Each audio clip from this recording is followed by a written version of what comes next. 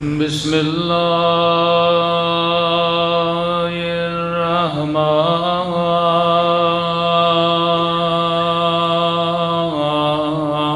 الرحمن الرحیم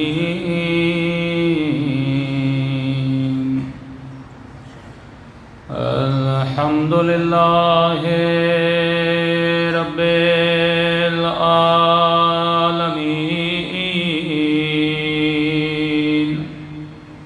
الحمد للہ کما هو أهله الصلاة والسلام على سيد المرسلين وخاتم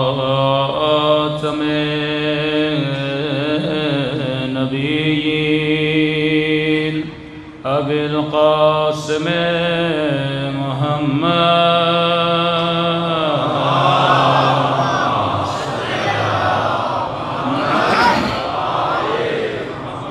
وعلى آله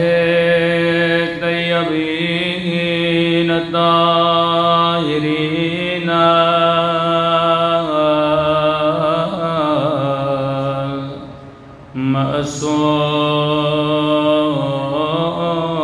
معصومين. سب مل کے مولا کے ظہور کی دعا. اللہم کل ولیک حجت ابن الحسن صلواتک علیہ وعلی آبائه فی هذه الساعة وفي كل وليا وحافظا وقائدا وناصرا ودليلا وعينا حتى تسكنه أرضك طوعا وتمتعه فيها طويلا برحمتك يا أرحم الراحمين. صلوات پڑھیں.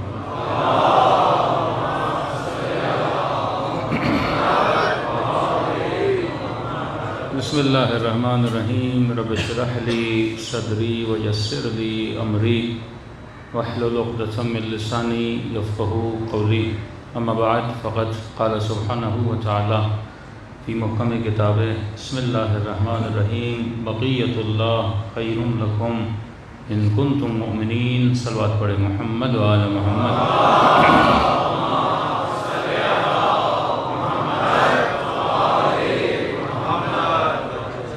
دعا ہے پروردگار عالم ہم سب کی عبادتوں کو اپنی بارگاہ میں قبول فرمائے اور جس مقصد زندگی اور حیات کی خاطر یہ مجالس بپا کی جاتی ہیں خدا ان مقاصد میں بھی ہم سب کو کامیابیاں نصیب فرما دے.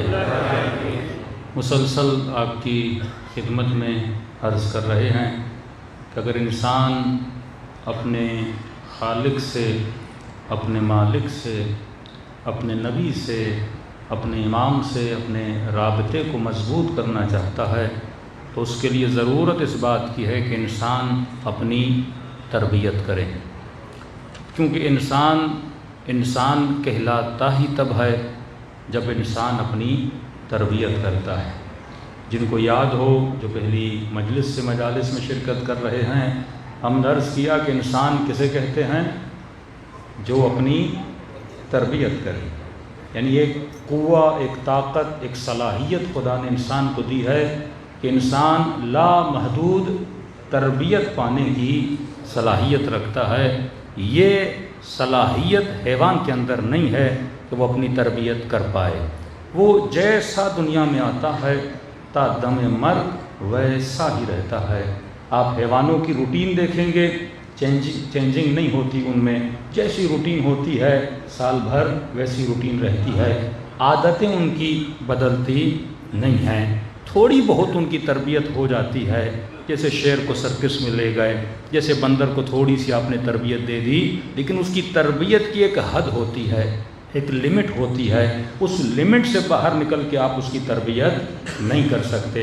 لیکن انسان کا یہ خاصہ ہے کہ انسان لامحدود تربیت پانے کی صلاحیت پا سکتا ہے۔ سلمان جب علی سے ملے تھے تو مسلمان تھے، لیکن تربیت پا کر ایمان کے 10ویں درجے پر آ گئے۔ یہ تربیت کا کمال ہے، یہ نہیں کہ مالک جب آئے تو مالک ویسے ہی تھے۔ یہ بات صحیح ہے، کئی لوگ تھے جو کفر کے بعد اسلام میں آئے، لیکن بہت کم تھے جو اسلام کے بعد ایمان میں آئے، بہت کم تھے جو ایمان کے 10ویں درجے پر آئے۔ انسان تبھی خدا قرآن میں کہتا ہے اولئک کالانعام۔ کبھی سورہ جمعہ آپ پڑھتے ہیں، ہر جمعے کو خدا انسان کو گدھے کی نسبت دیتا ہے۔ یہ توہین بشر نہیں کہ اسے گدھا بولا جائے، لیکن یہ خود انسان اپنی توہین کرتا ہے جب گدھے والے کام کرتا ہے، انسانوں والے کام نہیں کرتا، کیونکہ انسان وہ ہے جو تربیت پاتا ہے۔ اللہ نے کیا کہا؟ یہ گدھے کی طرح ہے۔ جس طرح گدھا اپنی پیٹھ پہ سامان رکھتا ہے لیکن اس سامان سے فائدہ نہیں لیتا، اسی طرح یہ اپنی پیٹھ پہ کتابیں اٹھاتے ہیں پر کتابوں کے علم سے فائدہ نہیں لیتے۔ میری بات کو برا نہیں منائیے گا، مطلب یہ ہے کہ اگر کسی کے گھر میں قرآن ہو، قرآن سے فائدہ نہ لے، وہ گدھا ہے۔ یہ اللہ کی تفسیر ہے، میری نہیں۔ اولئک کالحمار، وہ کس کی طرح ہیں؟ گدھوں کی طرح ہیں۔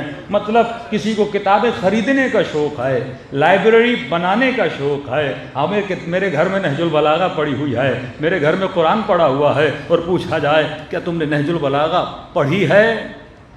تو کہتا ہے نہیں پڑھی ہے، پڑھی ابھی تک میں نے نہیں ہے۔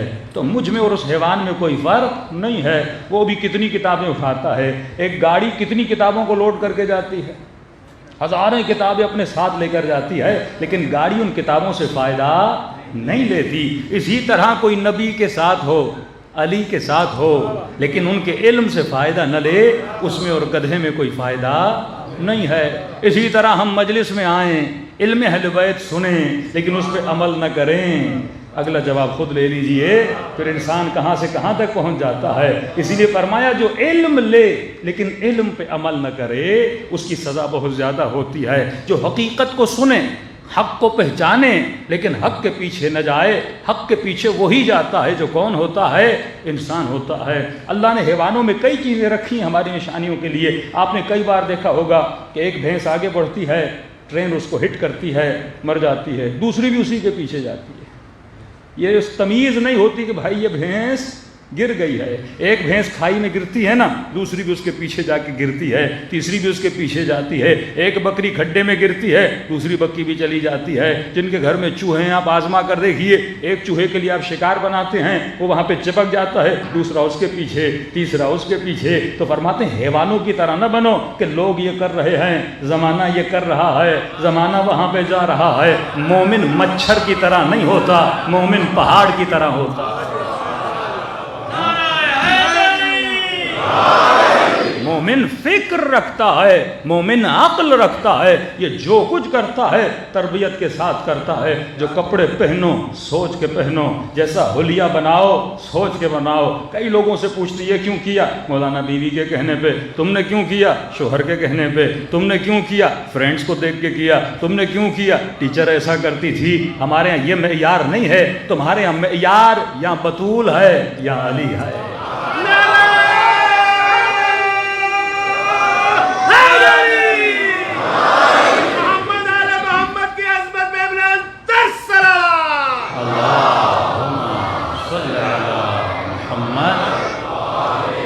آخری مجلس میں بہت مشکل ہوتا ہے اپنے موضوع کو سمیٹنا۔ انشاءاللہ ہم نے کوشش ہے کہ یہ جیسے ایام عزا ختم ہوں گے جن لوگوں کو واقعا انسان شناسی انسان کہتے کسے ہیں، تقریباً اس پہ 220 لیکچرز کی گنجائش ہے کہ انسان کو پتہ لگے کہ 1 بائی 1 انسان کو کرنا کیا ہے تاکہ وہ ایمان کے 10ویں درجے پر پہنچے۔ تو کیونکہ مجلس کا ایک ماحول ہوتا ہے جس میں بوڑھا بھی ہے، بچہ بھی ہے، جوان بھی ہے، تو تھوڑا بہت کہانی اور اسٹوری بھی سنانا پڑتی ہیں تاکہ مجمع کو نیند نہ آ جائے، لیکن جن کو واقعاً پیور علم حاصل کرنا ہے کہ لیکچرز ہم اپلوڈ کریں گے، وہاں سے مومنین اس کا استفادہ بھی کر سکتے ہیں۔ صلوات پڑھیں محمد و آل محمد۔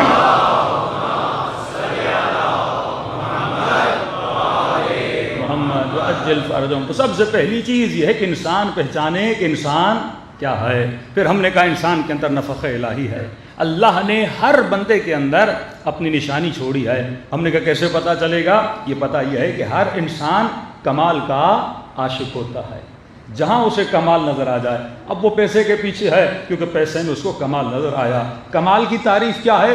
ہر وہ شے جو منشأ اثر ہو، جس بھی چیز میں ہمیں اثر نظر آئے۔ مثلا پیسہ میں کیوں پسند کرتا ہوں؟ کیونکہ پیسہ میری کمزوریوں کو دور کرتا ہے، میری چاہتوں کو دور کرتا ہے۔ بندے کو جو کھانا ہے پیسہ ہو خرید لے، بندے کو سفر پہ جانا ہے پیسہ ہو چلا جائے، بندے کو جو بھی کرنا ہے پیسہ اگر ہاتھ میں، کیونکہ میری کمزوریوں کو دور کرتا ہے لہٰذا میں پیسے کے پیچھے بھاگتا ہوں اور یہ سمجھتا ہوں اگر میری کمزوریاں دور ہو گئیں تو میں صاحب کمال بن جاؤں گا۔ لیکن معصوم فرماتے جو کچھ بھی تجھے مل جائے تجھے سکون نہیں ملنے والا۔ یہ پیسہ 1 ہفتہ، یہ گھر 2 ہفتہ، یہ ساری چیزیں تجھے ٹیمپریری سکون دیتی ہیں، لیکن پھر دیکھتے ہو یہ چیزیں جب تجھے چھوڑ کے جاتی ہیں تو بے سکون ہو جاتا ہے۔ کتنے میں نے والدین دیکھے جب اولادیں چھوڑ کے چلی گئیں بے سکونی زندگی گزار رہے تھے، کتنے ایسے شوہر دیکھے بیویاں نافرمان ہو کے چلی گئیں آج تک بے سکونی کی زندگی گزار رہے ہیں۔ اس لیے مولا فرماتے ہیں کسی بھی شے سے دنیا میں انلمیٹڈ محبت نہ کرنا، کیونکہ دنیا کی محبت تجھے تکلیف دیتی ہے،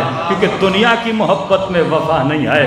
اتنی محبت کسی سے نہ کرنا، وہ چاہے اولاد ہو، وہ چاہے بیوی ہو، وہ چاہے ماں باپ ہو، کسی سے بھی حد سے زیادہ محبت نہ کرنا۔ اگر ان سے محبت کر رہے ہو تو خدا کی وجہ سے محبت کرنا۔ جب تک خدا ہے یہ محبت اللہ کی لائن میں ہونی چاہیے، اس کی اپنی انڈیپینڈنٹ لائن نہیں ہونی چاہیے، کیونکہ جب وہ لائن کٹے گی تیرا سکون تباہ ہو جائے گا۔ بس ایک محبت ہے جو کبھی کٹتی نہیں ہے، جس سے کبھی کمال جدا نہیں ہوتا۔ وہ کس کی محبت ہے؟ وہ خدا کی محبت ہے۔ اور کس نے اس سے محبت کی؟ حسین نے خدا سے محبت کی، علی نے خدا سے محبت کی، اور محبت کی رسی اور بندھن اتنا مضبوط تھا کہ گردن کٹ چکی تھی لیکن پھر بھی نو کے نیزہ پہ اللہ کی محبت میں قرآن کی تلاوت میں مشغول تھے۔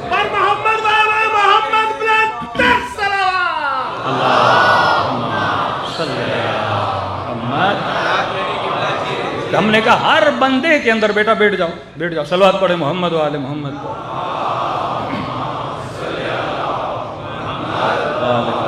ہر بندے کے اندر ایک نشانی ہے۔ ہم نے کہا ایک ہے طالب، ایک ہے مطلوب۔ اگر میں کسی چیز کی طلب کرتا ہوں تو اس کا ہونا بہت ضروری ہے۔ پانی کی طلب ہے، پانی کا ہونا ضروری ہے۔ یہ ممکن نہیں ہے کہ آپ کے اندر کسی چیز کی چاہت ہو اور عالم خارج میں وہ چیز موجود نہ ہو۔ اگر پانی کی طلب ہے پانی موجود ہونا چاہیے، گوشت کی طلب ہے گوشت کا ہونا ضروری ہے۔ اور دوسری چیز جس چیز کی ہم طلب کرتے ہیں یہ ضروری ہے کہ ہم نے پہلے اسے چکھا ہوا ہو۔ جب تک چکھتے نہیں ہے تب تک اس کی طلب نہیں کرتے۔ تو ہر بندہ لامحدود کی خواہش کرتا ہے، ہر بندہ کمال مطلق کی خواہش کرتا ہے۔ دنیا کا کوئی حسن تجھے ہمیشہ مطمئن نہیں کر سکتا۔ بہترین موبائل لے کر آؤ گے 6 مہینے کے بعد اب یہ اچھا نہیں لگے گا۔ بہترین گھر بناؤ گے اسی بحریہ ٹاؤن میں، منتیں سماجتیں دعائیں کروا کر گھر بناؤ گے اور 6 مہینے کے بعد کہو گے اب اس کا رنگ بدل دوں، اب اس کا در بدل دوں، اب بیڈ بدل دوں، اب یہ کر دوں، کیونکہ وہ حسن تجھے مطمئن نہیں کر پاتا۔ تو انسان کو ایسے حسن کی ضرورت ہے جہاں بھی اسے دیکھے وہ اسے مطمئن کرے۔ اب جب اس حسن کی خواہش رکھ رہا ہے یقیناً اس حسن کو پہلے دیکھ چکا ہے، اس حسن سے مل چکا ہے۔ وہ کون سا حسن ہے؟ کہا وہ حسن پروردگار عالم ہے، جس کا تو عاشق ہے، اندر سے تو عاشق ہے۔ اب اس حسن تک ہمیں کون لے کر جائے گا؟ یہ محمد اور آل محمد ہیں جو حسن ابدی سے ملاتے ہیں۔ صلوات پڑھے محمد و آل محمد۔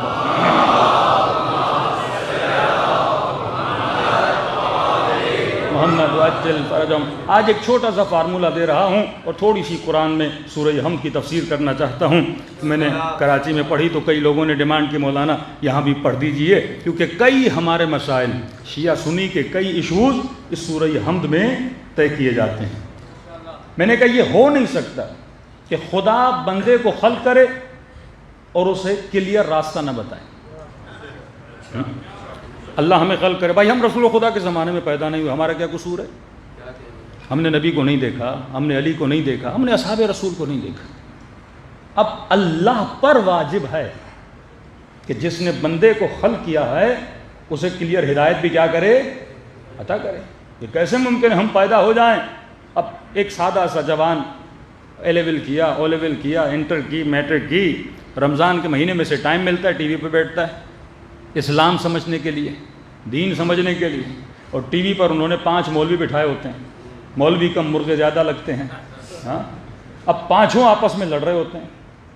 تو اس کے ذہن میں آتا ہے کہ مولانا جنہوں نے 20 سال 30 سال دین پڑھا ان کو دین سمجھ میں نہیں آیا، وہ ہمیں کیا سمجھ میں آئے گا؟ ہاں؟ دوسری چیز، جب ہم تاریخ اسلام پڑھتے ہیں اصحاب سے لڑ رہے ہیں اور آخر میں یہ سارے مولانا کہتے ہیں کہ سارے جنت میں چلے جائیں گے، تو کہا جب اتنے قتل کرنے کے بعد وہ جنت میں چلے جائیں گے تو اللہ میرے چھوٹے جھوٹ کی وجہ سے، میرے چھوٹی موٹی چوری کی وجہ سے مجھے جہنم میں کیوں بھیجے گا؟ دین کا حلیہ بدل گیا نا۔ اب نوجوان ہوا دین سے بیزار، جب دین سے بیزار ہوا تو لبرل بنا، جب دین سے بیزار ہوا ہیومنسٹ بنا، جب دین سے بیزار ہوا سیکولر بنا۔ دشمن بڑا تیز ہے۔ مصر میں ریولیوشن آئی، تیونس میں ریولیوشن آئی، لیبیا میں ریولیوشن آئی، سیریا میں ریولیوشن آئی، لوگوں نے انقلاب برپا کیا کہ ہم بادشاہت نہیں چاہتے، یہ نظام ہمیں پسند نہیں ہے۔ اب دشمن ڈر گیا کیونکہ 2 ہی نظام تھے، یا ڈیموکریسی کی طرف جاتے یا حکومت اسلامی کی طرف جاتے۔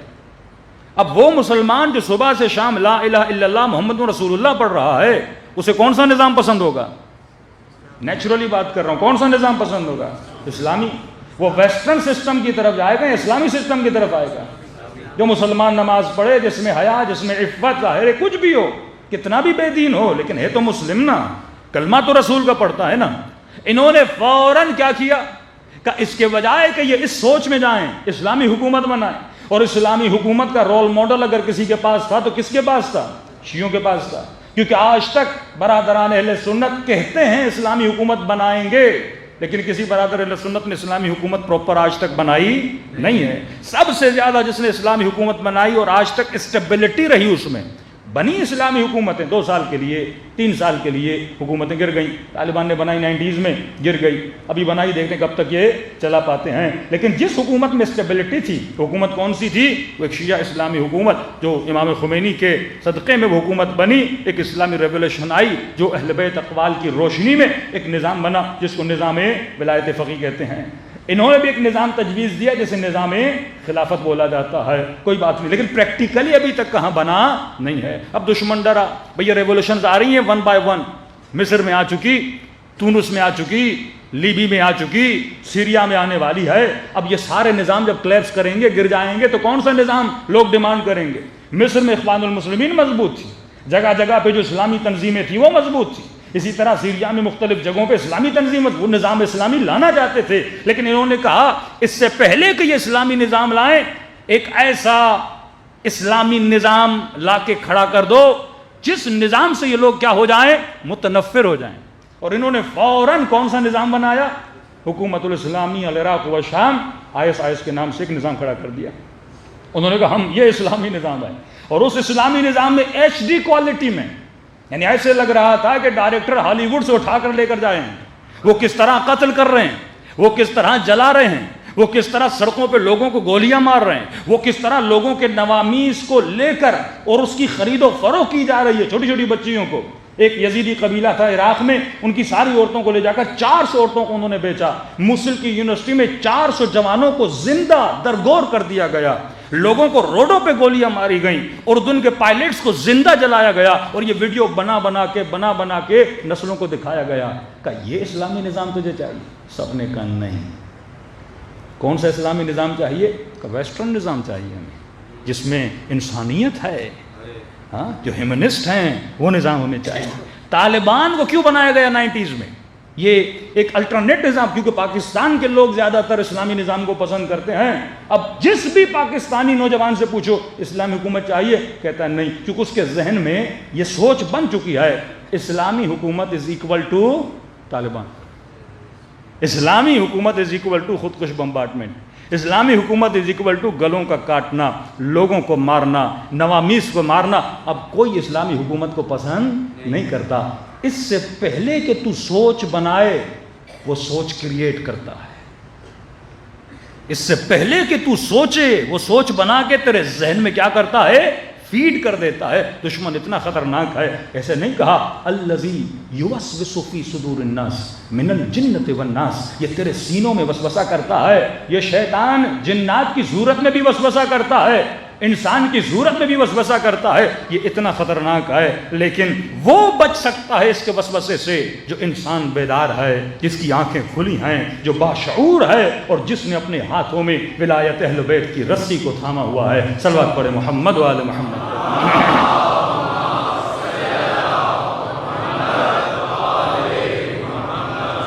واللہ اگر رسول خدا کے بعد آر رسول کو زمام حکومت دیا جاتا، آج پوری دنیا میں مسلمان عزت سے زندگی گزار رہے ہوتے۔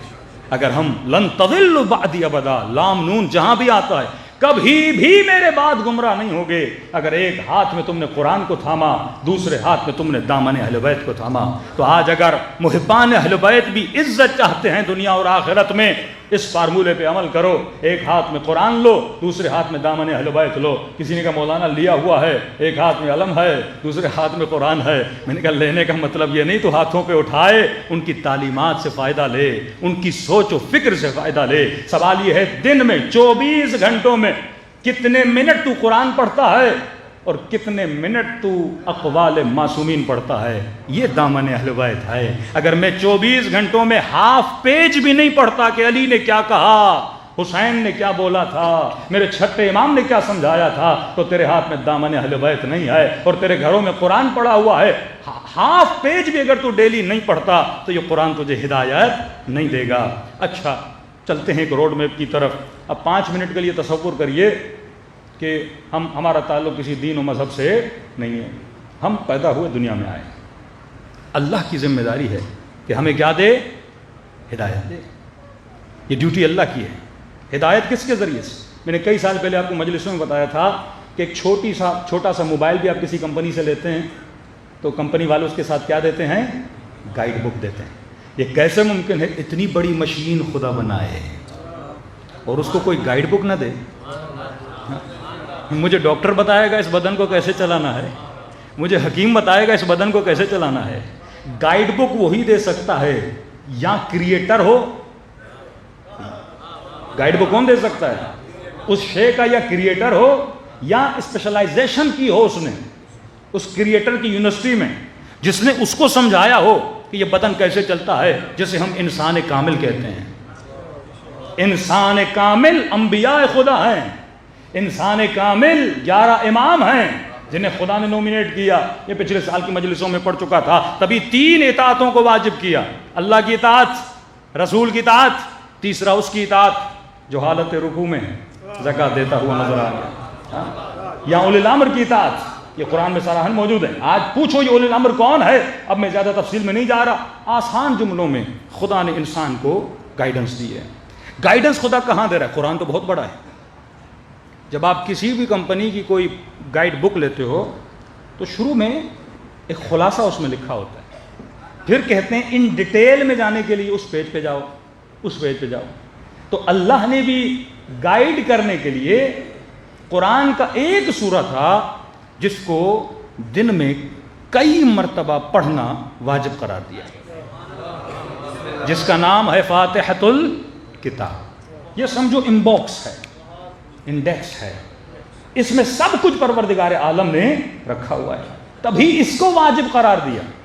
مطلب مجھے جو گائیڈنس ملنی ہے وہ کس سے ملنی ہے؟ سورہ حمد سے ملنی ہے۔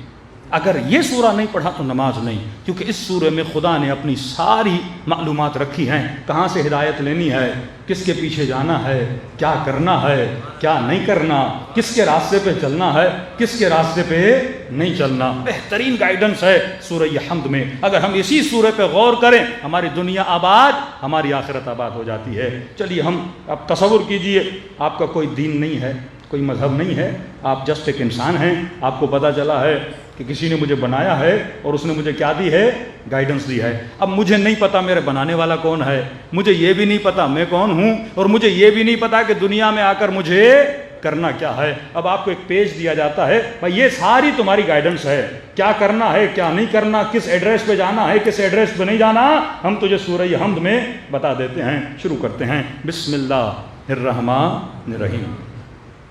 جو بھی کام کرو، اللہ کہتا ہے اس طرح شروع کیا کرو۔ پانی پیو، جو بھی کام کرو زندگی میں اس طرح شروع کیا کرو۔ بسم اللہ الرحمن الرحیم۔ شروع کرتا ہوں کس کی مدد سے؟ نہیں، کس کی مدد سے؟ شروع کرتا ہوں اس میں خدا کی مدد سے۔ اگر اس طرح ہوتا نا باللہ الرحمن الرحیم، تو ترجمہ یہ ہوتا شروع کرتا ہوں اللہ کی مدد سے۔ اللہ اپنے اور مدد کے بیچ میں اسم لا رہا ہے۔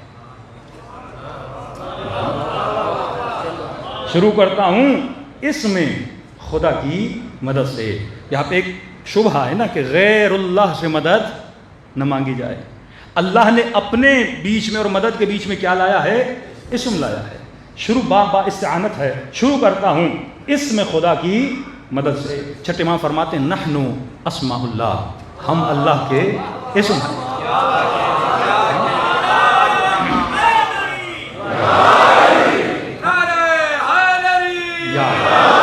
اب میں زیادہ حدیث میں اس لیے نہیں جا رہا کیونکہ مولوی بولے گا حدیثیں جھوٹی ہیں، بنی بنائی ہیں، لہٰذا میں اس میں نہیں جا رہا، قرآن میں رہیں گے، قرآن سے باہر نہیں نکلیں گے۔ شروع کرتا ہوں اس میں خدا کی مدد سے۔ اتنا بس ثابت ہو گیا کہ اس میں خدا سے مدد مانگی جا سکتی ہے۔ اب یہ بات کی بحث ہے اس میں خدا کون ہے کون نہیں ہے، اس بحث میں ہم نہیں پڑھتے، لیکن یہ ثابت ہو گیا کہ اس میں خدا سے مدد مانگی جا سکتی ہے۔ اچھا، شروع کرتا ہوں اس میں خدا کی مدد سے۔ کون خدا؟ مجھے کیا پتا، وہ خود اپنا تعارف کروائے گا۔ میں وہ اللہ ہوں جو رحمان ہے، میں وہ اللہ ہوں جو رحیم ہے۔ مطلب میری رحمت کے سائے دو طرح کے ہیں۔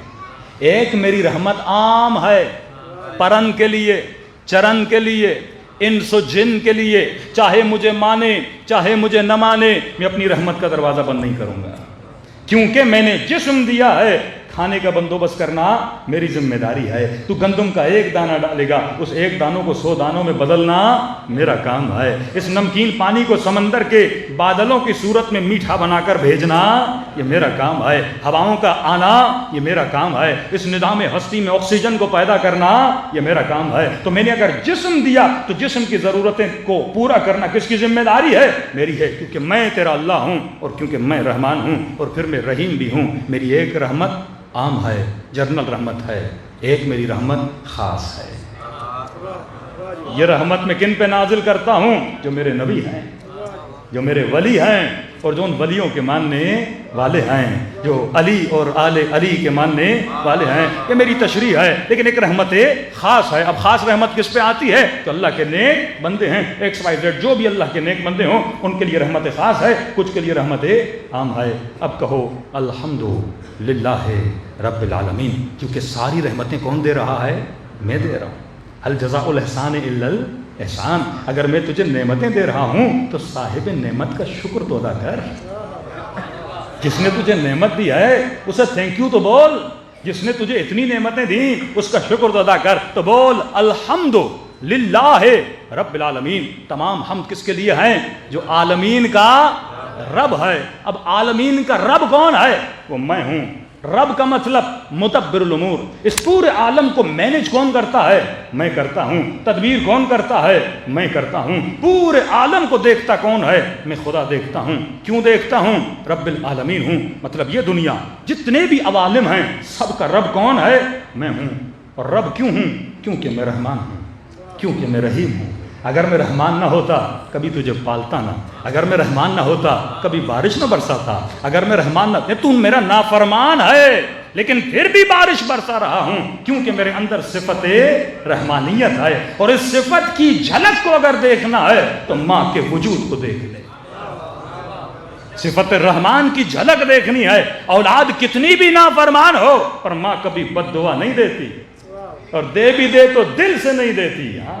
یہ 9 مہینہ بیٹا بچہ ماں کو تکلیف دیتا ہے لیکن ماں اسے پالتی رہتی ہے، پیدا ہوتا ہے تو تکلیف دیتا ہے، پیدا ہونے کے بعد یہ ماں کو کچھ دیتا نہیں ہے، پھر اس کے سینے سے دودھ پیتا ہے، یہ صرف لے رہا ہے، یہ صرف لے رہا ہے، اور وہ صرف دے رہی ہے، دیتی جاتی ہے۔ کیوں دیتی جاتی ہے؟ میرے مولا فرماتے ہیں اگر ماں کے دل میں صفت رحمت نہ ہوتی یہ کبھی بچے کو نہ پالتی۔ یہ رحمت کی صفت ہے، ماں کبھی مظہر خدا بن جاتی ہے اس صفت رحمت میں۔ کتنے گناہ کرتے ہیں بندے، لیکن کہتا ہے میرے گنہگار بندے میرے در پہ آ جا، ایک بار بس مجھے کہہ دے اے خدا مجھے بخش دے، میں تیرے سارے گناہوں کو بخش دیتا ہوں۔ ماں کے اندر رحمت ہے لیکن میری رحمت کا چھوٹا سا حصہ ہے، لیکن اللہ کی رحمت ہزاروں ماؤں کی رحمتوں سے بھی زیادہ ہے۔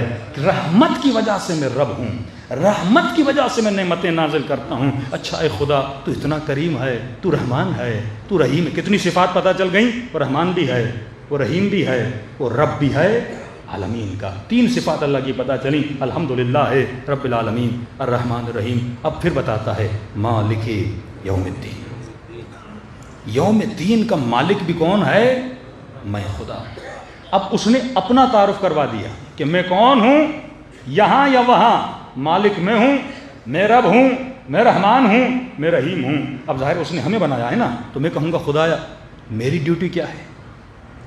تو اتنا کریم ہے، تو اتنا رحمان و رحیم ہے، میں اس بدلے میں کیا کروں؟ اب اللہ ہماری ڈیوٹیز بتاتا ہے، کہا بولو، اب ہم سے مخاطب ہے، بولو ایاک نعبد و ایاک نستعین۔ یہ 2 ڈیوٹیز تیری ہیں، ان 2 ڈیوٹیز پہ تو نے زندگی بسر کرنی ہے۔ ایاک نعبد و ایاک نستعین، ترجمہ کیا ہے؟ اے خدا تیری ہی عبادت کرتا ہوں، تجھ ہی سے مدد مانگتا ہوں۔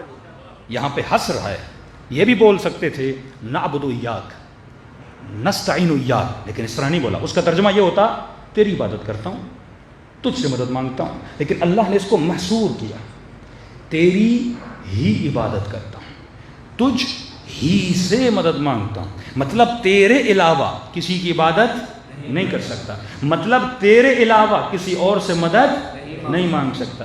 اب یہاں پہ وہابی حضرات بڑے خوش ہوتے ہیں کہ دیکھا اللہ نے کہا تجھ ہی سے مدد مانگتا ہوں، اب یہ عالی مدد کیوں بولتے ہو؟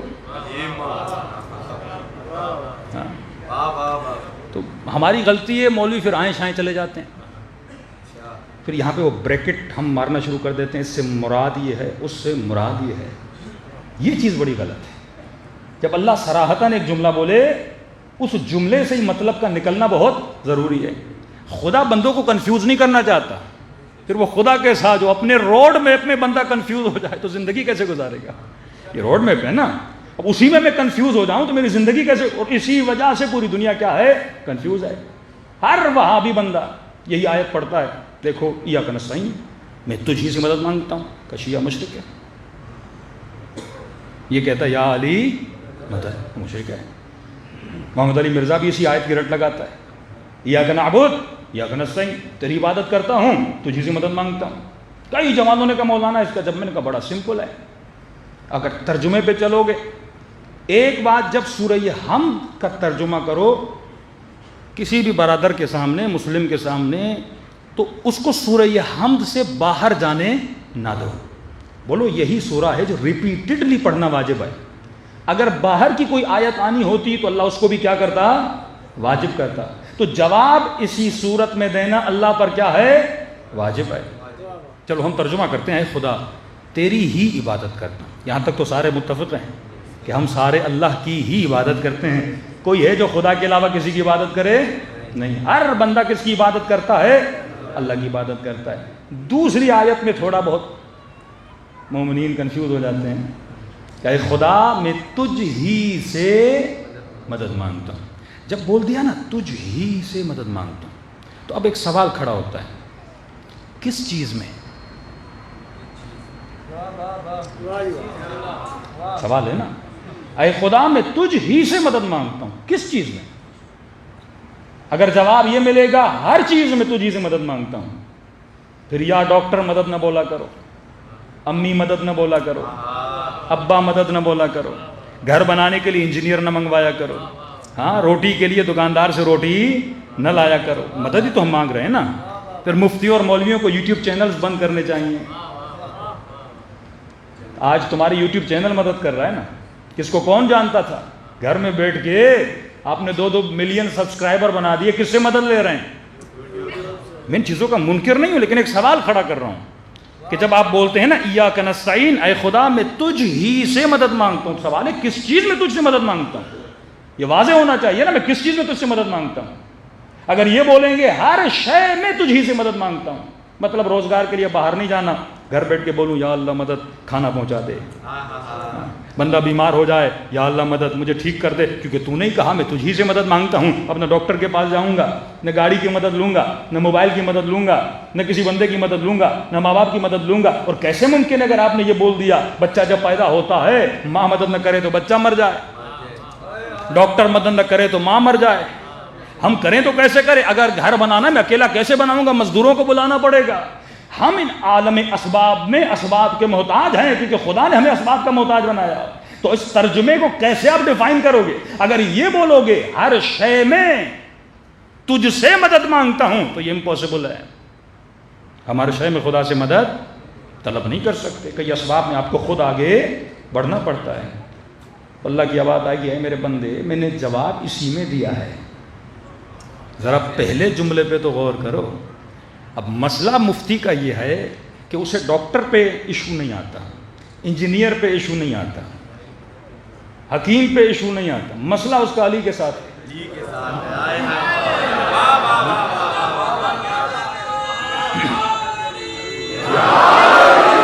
یہ بات میری سمجھ سے باہر ہے۔ پھر کہتے نہیں مردہ سے نہیں مانگ سکتے، زندہ سے۔ بھئی اللہ نے کب بتایا مردہ اور زندہ؟ یہ تو تم نے بتایا مردہ اور زندہ۔ سورہ ہم نے یہ تو نہیں کہا کہ مثلا مجھ ہی سے مدد مانگو لیکن زندہ سے مانگ سکتے ہو، مردہ سے نہیں مانگ سکتے، یہ تو سورہ ہم نے نہیں آیا۔ اگر کسی اور سورت سے تم نکال رہے ہو اس سے میرا سروکار نہیں ہے، کیونکہ روڈ میپ کس میں ہے؟ سورہ ہم میں ہے، تو جواب بھی کس میں ہونا چاہیے؟ اسی میں ہونا چاہیے۔ جواب موجود ہے لیکن آپ ذرا غور کریں گے تو آپ کو جواب بھی مل جائے گا۔ اللہ نے کہا میں نے پہلے جملے میں جواب دیا ہے، ایاک نعبد، اے خدا تیری ہی عبادت کرتا ہوں۔ ایاک نعبد و ایاک نستعین میں واو ہے، واو عاطفہ، جو اگلے جملے کو پچھلے جملے سے کیا کرتا ہے؟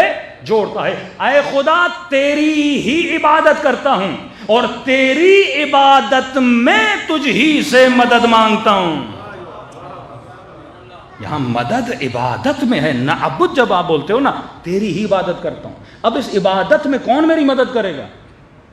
خدا مدد کرے گا نا، اس نے مجھے بنایا نا، وہ مجھے بتائے گا نا مجھے عبادت کیسے کرنی ہے، وہ مجھے بتائے گا نا زندگی کا روڈ میپ کیسے ہے۔ ہم نے کہا ٹھیک ہے خدایا تیری عبادت میں ہم تجھ سے مدد مانگیں گے، ہم بت سے مدد نہیں مانگیں گے، تیری عبادت میں ہم کسی کے پاس نہیں جائیں گے، تجھ ہی سے جو تو بتائے گا اسی راستے پہ ہم چلیں گے، جو طریقہ تو بتائے گا وہی طریقہ ہم اختیار کریں گے، جس کے لیے تو بولے گا اسی کے در پہ ہم جائیں گے، جو تو بتائے اسی در پہ ہم چلیں گے۔ اب اللہ نے کہا بولو اب میں راستہ بتا رہا ہوں کہ میں کس طرح تیری مدد کرتا ہوں، میری مدد کس طرح تمہیں حاصل ہوگی، میری عبادت میں مدد کیسے ملے گی۔ کہ بولو اہدنا الصراط المستقیم، اے خدا ہدایت دے، کس پر؟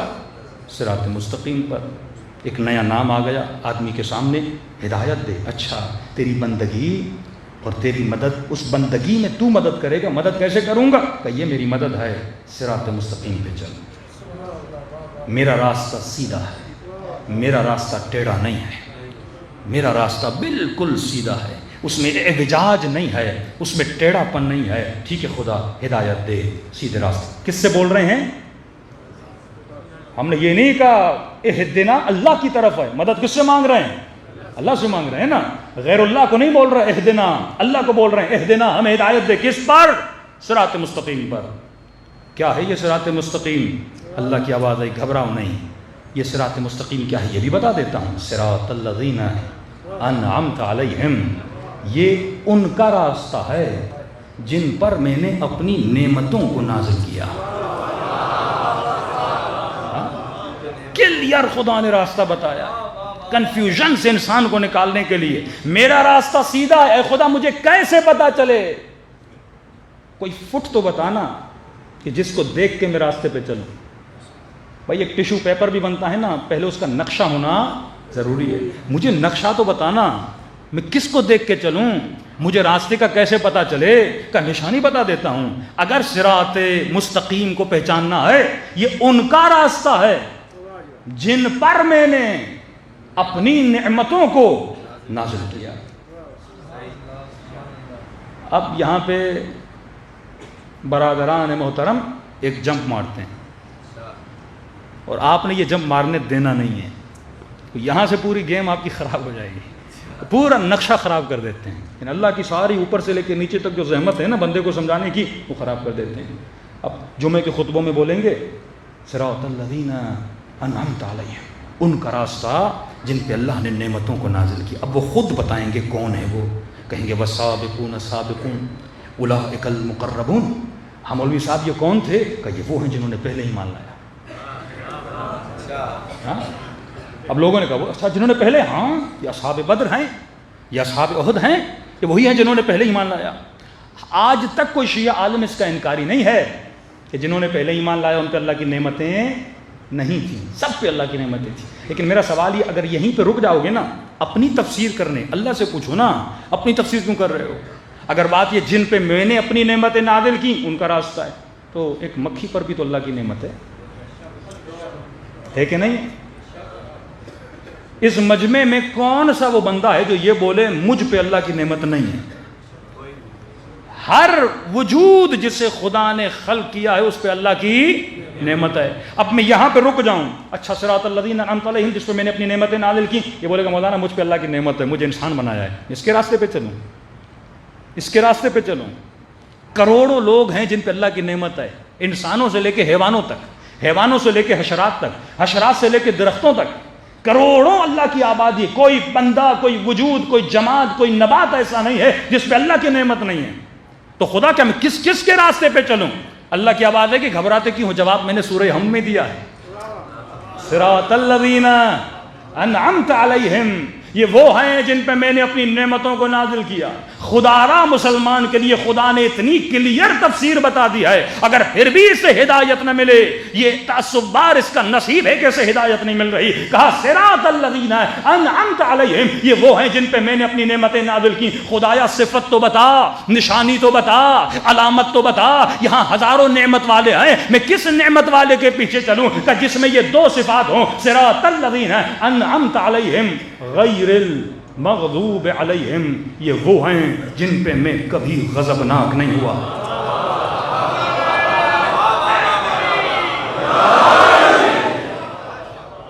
نام وہ نہیں بتائے گا، صفت وہ بتائے گا، ڈھونڈنا تیرا کام ہے. یہ وہ ہیں جن پہ میں کبھی غضبناک نہیں ہوا.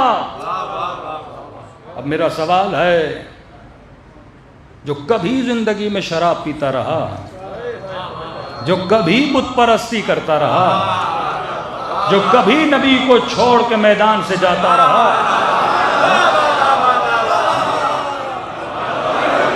کسی نے کہا اللہ نے معاف کر دی. ہاں سورہ حدید میں اللہ نے مسلمانوں کی غلطیوں کو معاف کیا، ہم نہیں کہتے معاف نہیں کیا، لیکن جب انہوں نے یہ ایکٹ انجام دیا تھا اس وقت وہ غضبناک تھا کہ نہیں؟ نبی کا دانت مبارک ٹوٹ رہا تھا، ٹوٹی ہوئی تلوار سے علی اور چند اصحاب نبی کا دفاع کر رہے تھے اور مسلمان غنیمت کے مال کے پیچھے تھے. ہاں یہ صحیح ہے، یہ سابقون سابقون ہیں، کلمہ پڑھا تھا، لیکن کبھی کبھی غلطیاں بھی تو کرتے تھے نا، اللہ معاف کر دیتا تھا. لیکن جب غلطی کی تھی تب وہ غضبناک ہوا کہ نہیں؟ کہا انعمت علیہم، وہ ہیں جن پہ میں کبھی غضبناک نہیں ہوا. شاید اس ایک صفت میں وہ کسی نہ کسی کو بچا لیں، لیکن اللہ نے جب دوسری صفت بتائی اس سے کوئی بچ نہیں سکتا. کہا ان کے اندر دو صفت ہیں، انعمت علیہم، پہلی صفت یہ ہے جن پہ میں نے اپنی نعمتوں کو نازل کیا کہ میں ان پہ کبھی غضبناک نہیں ہوا اور وہ بھی کبھی گمراہ نہیں رہے.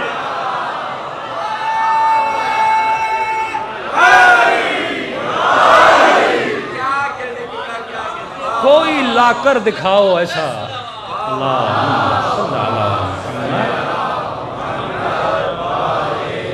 ساری امت اس پہ گواہ ہے. کوئی 40 سال میں ایمان لایا, کوئی 50 سال میں ایمان لایا, کوئی 60 سال میں ایمان لایا. کوئی بھی ایسا نہیں تھا جو پہلے گمراہ نہ رہ چکا. صرف علی مرتضیٰ ہیں, فاطمۃ الزہرا ہیں, ہاں, جنہوں نے سب سے پہلے اپنے بابا پر ایمان لایا تھا. ایک دن دکھاؤ اہل بیت کی زندگی کا کہ وہ گمراہ رہے. کیونکہ گمراہ نہیں رہے تبھی نبی کی قول اور حدیث ہے, علی مع الحق والحق مع علی. علی حق کے ساتھ ہے اور حق علی کے ساتھ ہے. کہ یہ حدیث بھی نہیں مانو گے جو ہر کتاب میں موجود ہے کہ فاطمہ بضعۃ منی, یہ میرے جگر کا ٹکڑا ہے. من ابغضھا, جس نے اس کو غضبناک کیا اس نے مجھے غضبناک کیا. مطلب اللہ نشانی اور کیا بتائے کہ جن کے غضب سے خدا غضبناک ہوتا ہے. میں نے کسی سے پوچھا, میں نے کہا جب انسان غصے میں آتا ہے تو اس کی نشانی کیا ہے؟ چہرہ سرخ ہو جائے. ہاں, بندے کا پتہ چلتا ہے بندہ غصے میں. میں نے کہا اللہ تو چہرہ رکھتا نہیں, کیسے پتہ چلے وہ کب غصے میں آتا ہے, وہ کب غضبناک ہوتا ہے؟ تو فرمایا میں فاطمہ کے غضبناک ہونے سے غضبناک ہوتا ہوں. ان کے چہروں کو دیکھا کرو, اگر یہ کسی پہ غضبناک ہیں تو خدا بھی اس پہ غضبناک ہے.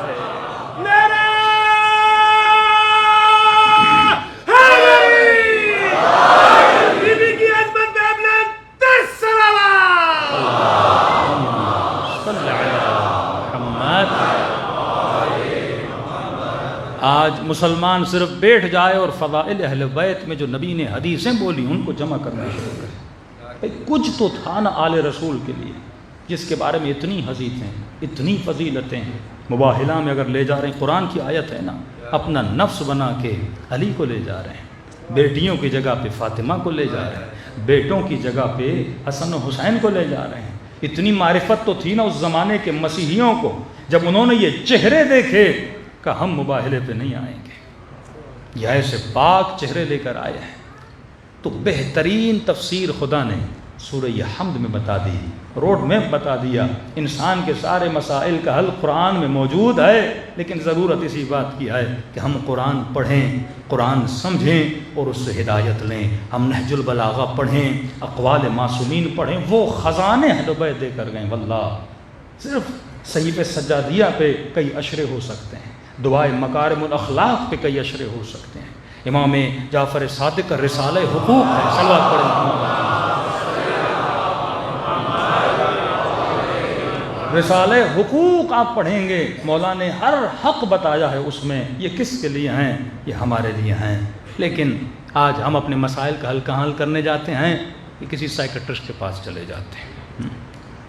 یہ نہیں کہ اپنی زندگی کے مسائل کا حل کس سے لیں؟ اہل بیت علیہ الصلوۃ والسلام سے. آج زندگیوں میں پریشانیاں کیوں ہیں؟ کیونکہ اللہ کی سب سے بڑی نعمت اور دولت جو اللہ نے انسان کو دی وہ انسان کی اولاد ہے. میں بار بار مجلسوں میں کہہ رہا ہوں, اپنی نسلوں کو بچاؤ.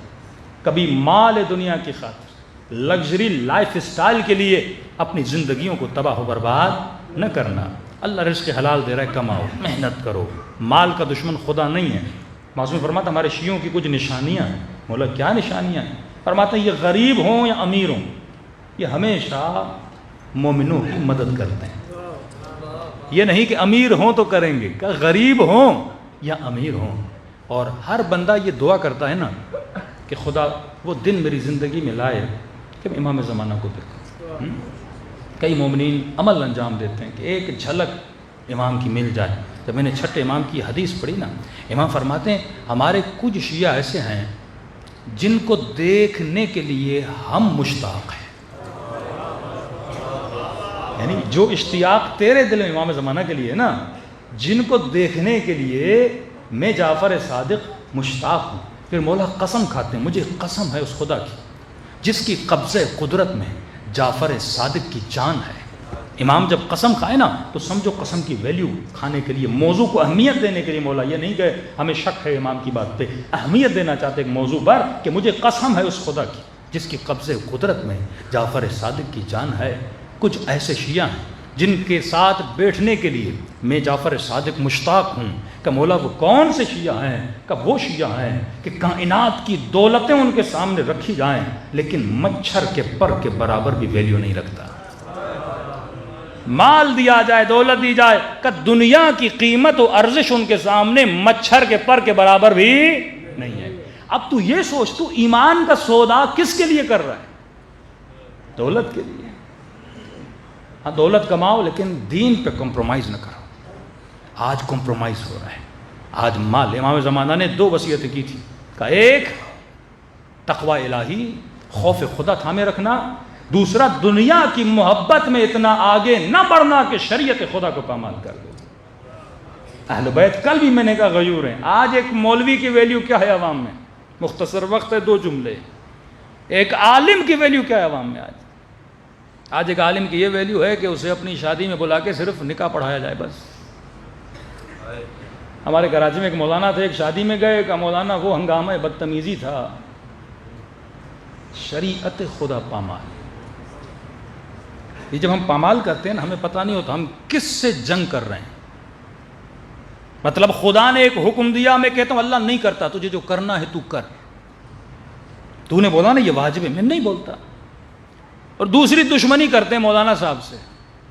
مولانا کیوں ہمیں بول رہے ہیں؟ یہ بھی فطرت انسان ہے۔ جب آپ میں عیب ہوتا ہے نا، مولانا فرماتے ہیں تجھے شکریہ کرنا چاہیے جو تجھے تیرا عیب بتائے۔ گھر میں آئینہ ہے کہ نہیں ہے؟ نہیں آپ کے گھروں میں آئینہ ہے نا؟ تو سر تو ہلائیے، پتا تو چلے آئینہ ہے۔ آج تک ہوا کہ آئینے کے سامنے جاؤ اور آئینہ دکھائے کہ یہاں کالک ہے، اور جوتا اٹھا کے آئینے کو مارنا شروع کر دو کہ تم مجھے کیوں بتا رہے ہو؟ نہیں، وہاں کپڑا لے کے اور صاف کرتا ہے، اور بتا، کیونکہ جسم کی ویلیو ہے نا۔ لوگوں کے سامنے جاؤں گا تو لوگ کالک کو نہ دیکھیں۔ فرماتے ہیں المؤمن مرآۃ المؤمن، مومن کا آئینہ ہے۔ تجھے اگر اپنے عیب کا پتہ چلے اسے دور کر، تو لڑتا کیوں ہے؟ کوئی بولے کہ آپ غصہ بہت کرتے ہو، تم اس پہ لڑو گے۔ کوئی بولے آپ چوری کرتے ہو، بری بات ہے، آپ لڑو۔ ہم لڑتے ہیں، یہ ہماری صفت، یہ صفت شیطانی ہے کہ شیطان اس کے بجائے کہ خدا کو بولے کہ خدایا میں نے غلطی کی، تو کہنے لگا اے خدا تو نے مجھے گمراہ کیا ہے، تیری غلطی ہے، تو آدم کو نہ بناتا، میں تیرے مقابلے میں تھوڑی کھڑا ہوتا۔ جو اپنی غلطی نہ مانے وہ شیطان ہے، جو اپنے عیب کو دور نہ کرے وہ شیطان ہے۔ ہمارے استاد تھے ایران میں، اب ظاہر ہے آج کل ایرانی جوانوں میں بھی بڑی تیزی سے بے دینی پھیل رہی ہے۔ دشمن خاموش نہیں بیٹھتا، کہیں بھی خاموش نہیں بیٹھتا، یہ آپ کی بھول ہے۔ تو کہتے ہیں ایک جگہ تبلیغ کرنے گئے، کہا بھائی حجاب کرو، روزہ رکھو، نماز پڑھو۔ کہتے ہیں مجلس پڑھ کے باہر نکلے۔ اب ظاہر کئی بے دین لوگ بھی تو ہوتے ہیں نا، ان کو مولویوں کو چڑھانے میں مزہ آتا ہے۔ اب وہ یہ سمجھتے ہیں اگر ہم بے دینی کریں گے تو مولوی چڑھ جائے گا۔ کوئی خاتون کے مولانا کے سامنے چلو، انہوں نے آج حجاب پہ پڑھا ہے، میں حجاب اتار کے سامنے سے گزرتی ہوں تو مولانا اب ہمارا کیا جائے، آپ حجاب نہیں کرو گی جہنم میں جوتے خود کھاؤ گی، مولوی کا کیا جانا ہے۔ تو کہتے ہیں یہ جیسے مولانا کہتے ہیں میں گاڑی میں بیٹھا، رمضان کا مہینہ تھا، تو کہتے ہیں اس جوان نے آ کے میرے ساتھ گاڑی کھڑی کر دی، کھڑی کر کے میرے سامنے سگریٹ پینے لگا۔ رمضان کے مہینے میں حرام ہے، سگریٹ پینے لگا، اور اس نے سگریٹ کا ایک کش لیا اور شیشہ نیچے کیا اور مجھے اشارہ کیا مولوی صاحب شیشہ نیچے کرو۔ کہتے میں نے شیشہ نیچے کیا، وہ سارا دھواں اس نے میرے منہ میں مارا، یہ بتانے کے لیے کہ تم نے منع کیا ہے لیکن میں پی بھی رہا ہوں اور تجھے دکھا بھی رہا ہوں۔ تو ہمارے استاد تھوڑے ہنسے، اس جوان کو کہا مجھے کیوں مار رہے ہو، میں نے تھوڑی منع کیا ہے، اللہ نے منع کیا ہے۔ اسے کہا دوبارہ کش مار، مضبوط مارنا اس بار۔ اس نے کہا کیوں، کہا مار تو صحیح۔ اس جوان نے پھر سوٹا مارا۔ اب اسے کہا سر اوپر کر، آسمان کو مار، دعا۔ کہا اوپر کیوں ماروں، کہا میں نے حکم نہیں دیا، اللہ نے دیا، تو اللہ کو دعا مار۔ تو جنگ خدا کے لیے نکلا ہے۔ اگر شریعت کی پامالی جنگ خدا ہے، مطلب کہتا ہے خدا تو نے منع کیا، میں کر کے دکھا رہا ہوں، میں تیری نافرمانی کر رہا ہوں، اب تجھے جو کرنا ہے کر۔ اللہ کہتا ہے میں مہلت دے رہا ہوں، جب تک زندہ ہے مہلت دے رہا ہوں، مجھے جو کرنا ہے تو قبر میں آ، پھر وہاں پہ واپسی کا راستہ نہیں ہے۔ امیر سے امیر بندہ آخر کہاں؟ قبر. بڑے سے بڑا افسر ہو کہاں جائے گا؟ قبر. دولتیں، اولادیں، سب کچھ بندہ چھوڑ کے چلا جاتا ہے. تو قبر میں تو آ، پھر میں تجھے بتاتا ہوں کہ خدا کی قدرت کیا ہے. تو کہنے لگے مولانا کراچی میں شادی میں گئے، ہنگامہ، لیڈیز مرد مکس. یہ ماحول کا بحریہ میں نہیں ہے کہ ہمارے گھروں کا یہ ماحول نہیں ہے کہ ہماری شادیوں کا یہ ماحول نہیں ہے. کہ انہوں نے کہا میں نکاح نہیں پڑھا تھا. کہ اس بندے نے پسٹل نکال لیا. مولوی صاحب نکاح نہیں پڑھاؤ گے تو مارے جاؤ گے، بے عزتی کرواؤ گے ہماری. اتنے لوگ آئے اور اینڈ ٹائم پہ مولوی نہ ملے، نکاح کون پڑھائے گا؟ یعنی کتنی بھی شادیاں رچائے پھر بھی کس کا محتاج ہے؟ مولوی کا محتاج ہے نا. انہوں نے کہا میں نہیں پڑھاؤں گا، مارنا ہے تو مار دو. تو کہا کب پڑھائیں گے؟ کہا تھوڑا بے حیائی ختم کرو، ایک کمرے میں لے جاؤ دولہے کو، میں ان لوگوں کے بیچ میں آ کے نکاح نہیں پڑھاؤں گا. کہتے ہیں مولانا جلدی جلدی میں نے نکاح پڑھایا. جو اس نے نذرانہ جو بھی دینا تھا وہ بھی اس کے منہ پہ مارا. میں نے کہا آج تمہاری شادی میں آیا ہوں، جس شادی میں مجھ جیسا مولوی نہیں آ سکتا تو تیری شادی میں امام زمانہ کیسے آئے گا؟ ایسا حلیہ بنا، ایسا گھر بنا جس میں امام زمانہ آئے. امام بارگاہ اور مسجد میں بیٹھ کے اور گھروں پہ علم لگانا بڑا آسان ہے، لیکن قلب تو ایسا بنا، زندگی تو ایسی بنا کہ امام زمانہ تیری شادی میں تو آ سکیں. آج حال یہ ہے ہمارا کہ وقت کا امام نہیں آ سکتا. آج ہر بچی یہ سوچے کہ سیدہ کا لباس کیا تھا. اگر بی بی ہوتی تو اس معاشرے میں کیسے چلتی. اور افسوس ایک الگ سبجیکٹ ہے کہ ممبر پہ آنے والی خواتین نے آج اتنا ستیہ ناش کیا ہے. بعض نے اس دن ایک کلپ سن رہا تھا، کریں افغانستان میں جو یہ خواتین برقع پہنتی ہیں نا، یہ اسلامی حجاب نہیں ہے. اب کیونکہ وہ خود نہیں وہ حجاب کرتی، اس کو ٹوک رہی ہے. بھئی تمہارا کام ہے جو نہیں کرتی ان کو ٹوکو. یہ بیچاری افغانی خواتین یا پٹھانوں کے یہاں جو حجاب ہوتا ہے ایک بڑا برقع پہنتے ہیں، آپ سب کو پتہ ہے. شروع میں ہمیں یاد ہے ہمارے بڑے بھی یہی برقع پہنتے تھے. اب تم ان کو کیوں ٹوک رہے ہو؟ پھر کیوں مسائل میں پڑھتے ہو کہ اہل بیت کی عورتیں کجابوں میں جاتی تھیں، اونٹوں کی اماریوں میں جاتی تھیں؟ پھر کیا تم کل جناب سیدہ کے حجاب کو بھی ٹوکو گی؟ کیونکہ تم نے اپنا حجاب کم کیا ہے تو اسے ٹوک رہی ہو. تو کہتے ہیں نہیں، تمام توضیح المسائل رسالوں میں لکھا ہوا ہے واجب حجاب ہی ہے. وجوب میں اور اخلاق میں زمین و آسمان کا فرق ہے، لوگوں کو یہ پتہ نہیں لگتا. میں ایک چھوٹی سی مثال دوں. اگر میں بحریہ ٹاؤن میں شارٹس پہن کے چلوں، چھوٹے سے ایک ٹی شرٹ پہنوں اور چھوٹی سی شلوار پہنوں، حرام ہے کیا؟ شرن حرام ہے کیا؟ نہیں، لیکن برا ہے. ایک مولانا یہ لباس پہنے تو بولتے ہیں شرعن حلال ہے، اخلاقن حرام ہے. یہ بات یاد رکھیے. کئی لوگ توضیح مسائل سے ایسی چیزیں نکالتے ہیں، بھائی مجتہد نے یہ بول دیا، مثلا باپ بیٹی کو اتنا دیکھ سکتا ہے، یہ کیسی بے حیائی کا فتویٰ آ گیا. بھائی شریعت منیمم بتاتی ہے، اخلاق میکسیمم بتاتا ہے. ہم نے صرف شریعت پہ عمل نہیں کرنا. رسول نے یہ نہیں کہا میں شریعت نافذ فرمایا، بعثت لأتمم مکارم الاخلاق، ہم مبعوث ہوئے تاکہ تمہیں اخلاق کی بلندیوں پہ پہنچائیں. لیکن آج سارا معاشرہ منیمم پہ آ گیا نا. میں بار بار کیوں ویسٹرن کی باتیں کرتا ہوں؟ کیونکہ وہاں کے بچے منیمم پہ بھی راضی نہیں ہیں. یعنی اخلاق تو دور ہے، منیمم. اور خطیب بھی ان کو وہ پسند ہے جو ٹیٹو کرتا ہو. ایران میں کبھی کسی نے تصور کیا ممبر رسول پہ ایسا بندہ آ کے بیٹھ جائے کہ مولانا باتیں اچھی کرتے ہیں، حلیہ تو دیکھو نا. یہاں پہ جب تم شعائر کی بات کرتے ہو تو لباس اہل بیت ہونا چاہیے، بدن ویسا ہونا چاہیے، چہرہ ویسا ہونا چاہیے، اخلاق و کردار ویسا ہونا چاہیے. تو فرق شریعت اور اخلاق کو سمجھا کرو. شریعت منیمم بتاتی ہے، اخلاق میکسیمم بتاتا ہے. یہ نہیں کہ ہمارے شیعہ وہ جو 17 رکعت نماز پڑھتے ہیں، کہا جو 51 رکعت نماز پڑھتے ہیں.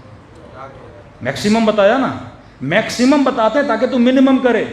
اور منیمم بتائیں گے تو تم میکسیمم تک کیسے پہنچے گا؟ تو ہمیشہ کسی کو بلندی پہ لانا جاتا ہے تو بیٹے کو تو میکسیمم بتاتے ہو نا کہ میرے لال 6 کلومیٹر ڈیلی دوڑو، فوج میں جانا ہے، انٹری ٹیسٹ دینی ہے، تب جا کے وہاں وہ 4 کلومیٹر یا 3 میل یا 4 میل دوڑ پائے گا. تو اسی طرح ایمان ہے، میکسیمم پہ جانے کی کوشش کرو گے تو خدا تجھے ایمان بھی عطا کرے گا. آج یہ ہمارا حال ہے. دوسری چیز مولانا بس نکاح کے لیے یہ بات یاد رکھیے، کئی چیزیں نکاح پڑھنے سے حلال ہوتی ہیں اور کئی چیزیں نکاح پڑھنے کے بعد حرام ہو جاتی ہیں. یہ کون بتائے گا بچوں کو؟ وہ یہ سمجھتا ہے بس میں نے نکاح پڑھا لڑکی میرے اوپر حلال ہو گئی. کئی چیزیں تیرے اوپر حرام ہیں. ایک نوجوان آیا اور اس سے ہم نے کچھ مسئلے پوچھے اور بعد میں مجلسیں اس نے سنی کچھ علماء کی, آ کے رو رہا تھا کہ لگا مولانا میں 7 سال تک اپنی بیوی کے ساتھ حرام کر رہا تھا, 7 years, اور وہی حرام کر کے مجلس میں آ رہا ہے. کبھی زیارت عاشورہ پڑھ رہا ہے, کبھی کربلا جا رہا ہے, کبھی عمرے اور حج پہ جا رہا ہے, کیونکہ انسان کو پتہ ہی نہیں. یہ کون بتائے گا آپ کو؟ جب تک آپ فقہ اہل بیت سے دور رہو گے آپ کی زندگیاں تباہ ہو برباد ہو جائیں گی. دوسری چیز, مولانا کو فون کرتے, مولانا یہ دن حسن ہے یا نحس ہے؟ ہاں یہ بڑی ہمیں عادت ہے. نحس, بھائی دن نحس کب ہوتا ہے؟ قرآن پڑھو, کئی دنوں کو قرآن نے نحس بولا. بذات خود کوئی بھی دن نحس نہیں ہوتا. کوئی ایسا اتفاق اس دن میں ہوتا ہے جس کی وجہ سے دن کیا ہو جاتا ہے؟ نحس ہو جاتا ہے. مثلا خدا نے کسی دن شکار کرنے سے منع کیا, لوگوں نے شکار کیا, کہ یہ دن کیا ہے؟ نحس ہے. کسی دن میں معصوم کی ولادت ہوئی, کہ یہ دن مبارک ہے, ایک اتفاق ہوا. عاشورہ کے دن امام حسین کی شہادت ہوئی, کہ یہ دن مصیبت کا ہے, کہ اس دن ایک برا اتفاق ہوا تھا. اب تو بیٹی کی شادی کرائے, بیٹے کی شادی کرائے, چلو تجھے پتا چلا یہ دن کیا ہے؟ مبارک ہے. لیکن اگر تو غلط کام کر کے, مخالفت خدا, مخالفت علی, مخالفت رسول کر کے اپنے عمل سے اس دن کو کیا بنا دیتا ہے؟ نحس بنا دیتا ہے. بیٹے کی شادی کرائے گا, غلط کام اس شادی میں کرے گا, مکس گیدرنگ کرے گا, خواتین میک اپ کر کے نامحرموں کے سامنے آئیں گی, ڈانس ہوگا, غنا ہوگا جو اشد من الزنا ہے, تو اس دن کو کیا بنا دے گا؟ نحس بنا دے گا. پھر ان کی پوری زندگی کس میں گزرے گی؟ نحس میں گزرے گی. کہ یہ مولا علی کا فرمان نہیں ہے, مومن کے لیے ہر وہ دن عید کا دن ہے جس میں وہ گناہ نہ کرے.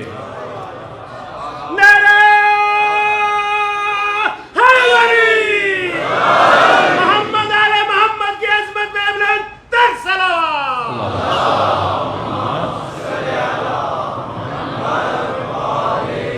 ہر وہ دن مومن کے لیے عید کا دن ہے جس میں وہ گناہ نہ کرے. تو خلاصہ مطلب یہ ہے کہ اے مومن, اے مومنہ, جب تک اپنے وجود میں صفات کو پیدا نہ کرے. اب ہو سکتا ہے تو 5 وقت کا نمازی ہو, رمضان میں روزے بھی رکھتا ہو, لیکن تیرے اندر صفات نہ ہو. صفت غیرت, صفت عفت, یہ صفات اپنے اندر پیدا کر, جسے صفات حسنہ بولا جاتا ہے. انہی صفات کے ذریعے سے تیرا ایمان کیا ہوتا ہے؟ مضبوط ہوتا ہے. تو بچپن سے ان صفات کو اپنے بچوں کے اندر مضبوط کریں تاکہ ان کا دین بھی مضبوط ہو, ایمان بھی مضبوط ہو, اور جب قیامت میں اٹھیں اپنے والدین کو کیا کریں؟ سرخرو کریں. ایک باپ کے لیے واجب ہے. جوان آتا ہے, مولانا ہم نے صرف شادی سے پہلے اسے ایک سوال کیا, شادی کہا؟ مولانا شادی کر رہے ہیں. بیٹا غسل جنابت آتا ہے؟ کہ مولانا وہ کیا ہوتا ہے؟ یہ بدبختی نہیں ہے کہ شادی کرا رہے ہیں لیکن اسے احکام نہیں بتا رہے. پورے احکام ہے. کم از کم ½ an hour 1 hour کا لیکچر امام بارگاہوں میں, مسجدوں میں ہونا چاہیے. جس بھی جوان کی شادی ہو اس بیٹی اور بیٹے کو, خواتین کو بلا کے کچھ مسائل بتائے جائیں کہ بیٹے شادی کے بعد یہ معصومین نے بتایا ہے, کیونکہ تو نے ایک نسل کی تربیت کرنی ہے جو نسل امام زمانہ کی سپاہی بنے گی. صلوات پڑھے محمد و آل محمد.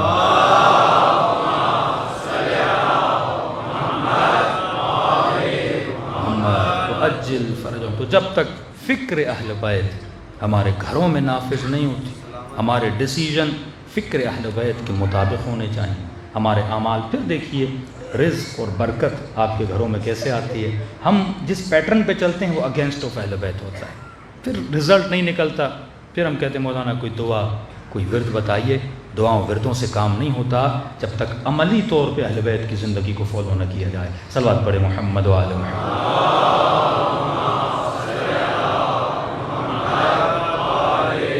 محمد وعجل فرجہم. کربلا پوری تہذیب کا نام ہے.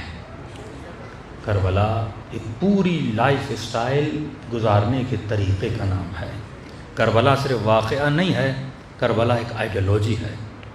کربلا ایک پوری سوچ اور فکر ہے جو انسان کو مختلف جذبے دیتی ہے. ایثار کا جذبہ, شہادت کا جذبہ, باطل کے مقابلے کرنے کا جذبہ, وقت کے یزید سے لڑنے کا جذبہ, یہ حسینی فکر ہے.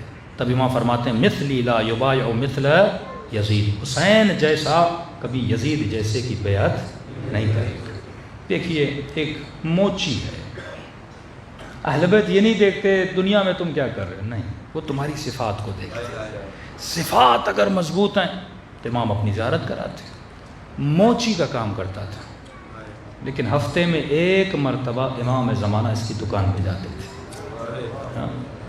بندہ موچی ہو، ان کو یہ نہیں تو ریڑھی رکھتا ہے، تو موچی ہے تمہاری، یہ چیز اہل بیت نہیں دیکھتے.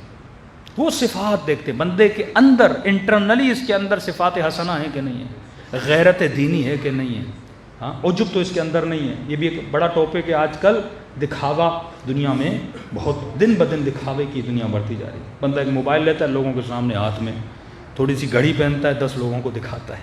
کل پہ میں نے بات کی، دکھاوا انسان کی ایمان کو کیا کرتا ہے، تباہ و برباد کرتا ہے. موچی تھا، جوتیاں سیتا تھا، لیکن ہفتے میں ایک مرتبہ حجت خدا اس کی دکان پہ جاتے تھے. چھوٹا سا واقعہ لیکن بہت پیارا واقعہ ہے. اس موچی سے، موچی خود نقل کرتا ہے، کہتا ہے ہفتے میں ایک دن، اس کو کہا وہ تمہاری کون سی عادت ہے جو امام زمانہ کو اچھی لگی، تو بھی تو بتا نا ہمیں. میں دکان پہ بیٹھا تھا، ایک دن امام زمانہ تشریف لائے، اور ظاہر جیسے آدمی دکان کھولتا ہے تو ایک آدمی اپنی جوتی دے کر گیا، دوسرا دے کر گیا، تیسرا، 3 لوگ اپنی جوتیاں دے کر گئے کہ بھائی ہمیں بہت جلدی ہے، جوتیوں کو سی لیں. انہوں نے کہا ٹھیک ہے، پہلے آپ کی سیوں گا، پھر آپ کی، پھر آپ کی، اتنے ٹائم پہ آ کے جوتیاں لے کر جاؤ. کہتا میں نے سینا شروع کیا. جب سی رہا تھا تو امام زمانہ نے اپنی جوتی اتاری، کہا کہ موچی میری جوتی کو سی. میں نے مولا کو دیکھا، میں نے کہا ٹھیک ہے مولا میں سیتا ہوں، پہلے یہ 3 سی لو، پہلے یہ 3 سی لو. امام نے پھر کہا میری جوتی سی لے. میں نے کہا مولا آپ کو تو پتہ ہے میں نے ان سے وعدہ کیا ہے، بس جلدی جلدی یہ 3 سی لوں، آپ کی سیتا ہوں. کہتا امام نے پھر بولا میری جوتی سی. کہتا میں کھڑا ہوا، آگے بڑھا، مولا کے سینے سے لگا. میں نے کہا حجت خدا مجھے آزما رہے ہیں، میں نے ان سے وعدہ کیا ہے پہلے ان کی سیوں گا پھر آپ کی سیوں گا. اب اگر مجھے بولا تو پوری بازار کو بتا دوں گا میری دکان پہ زہرا کا لال بیٹھا ہوا ہے. کہتا امام نے مجھے زور سے سینے سے لگایا کہ یہی تو ہماری شیعوں کی صفت ہے کہ وہ وعدے پہ وفا کرتے ہیں. اس طرح اہل بیت اپنے شیعوں کو آزماتے ہیں. لمن لا عہد اللہ دین اللہ، اگر تو زبان کا سچا نہیں، اگر تو وعدے کا پکا نہیں، تو علی کا شیعہ نہیں ہو سکتا. آج یہ عادتیں ہمارے اندر ہیں. اگر عادات اہل بیت کو، کردار و صفات اہل بیت کو اپنے وجود میں مضبوط کر لو، پھر دیکھو خدا تمہاری زندگی میں کتنی برکتوں کو نازل کرتا ہے. صلوات پڑھے محمد و آل محمد.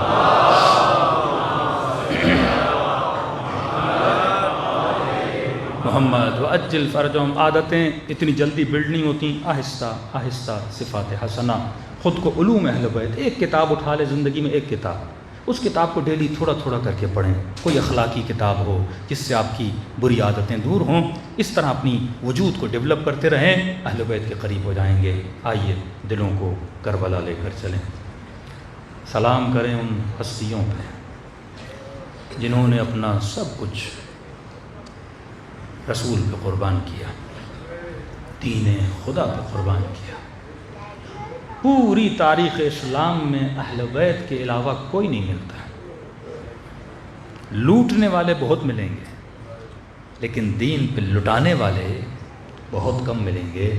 اور وہ بھی حسین نبی کا نواسا، جس کو نبی کبھی مسجد میں دکھا رہے ہیں اپنی گھٹنوں پہ بٹھا بٹھا کر، کبھی اپنی پیٹھ پہ سوار کر کے ان کے لیے سوار بن رہے ہیں. کبھی فرماتے ہیں لوگوں میرے ان 2 بیٹوں کو پہچانو، یہ جنت کے جوانوں کے سردار ہیں.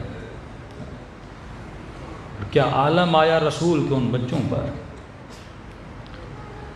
کہ ان کے بدن پہ گھوڑے دوڑائے گئے، 4 سال کی بچی کو تماچے مارے گئے. کئی اوقات مصائب کو محسوس کرنا پڑتا ہے. میں نے کئی بار علماء سے پوچھا، میں نے کہا کہ یہ محرم میں اہل بیت کے چاہنے والوں کو کیا ہوتا ہے؟ پورا سال ہمارے دل اتنے نرم نہیں ہوتے جتنے محرم کے دنوں میں ہو جاتے. گویا دل منقلب ہو جاتا ہے. عجیب اضطراب انسان کے دل میں محرم کے دنوں میں پیدا ہوتا ہے. تو فرماتے ہیں کیونکہ ہم سب نے امام زمانہ سے بیعت کیے، کیونکہ ہمارا وجود متصل ہے امام زمانہ سے، کہ جیسے محرم کا چاند نظر آتا ہے غم کے پہاڑ امام کے دل پہ ٹوٹتے ہیں، اور اس کا اثر کس پہ ہوتا ہے؟ تمام شیعیان امام کے دلوں پہ امام کے غم کا اثر ہوتا ہے.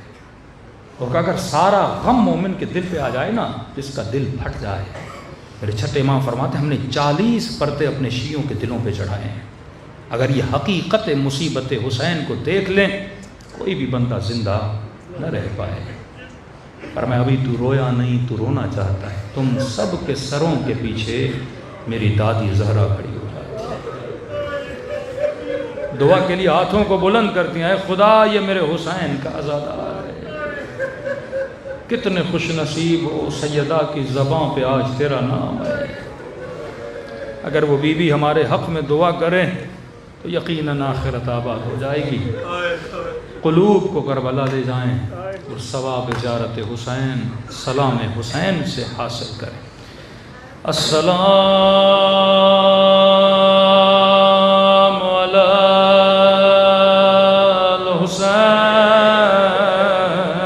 الحسین وعلی علی ابن الحسین وعلی اولاد وعلی اصحاب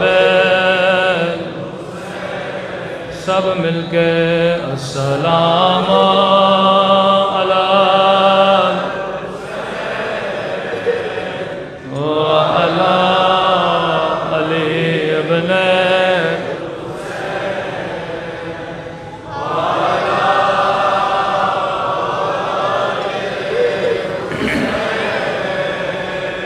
وعلی اصحاب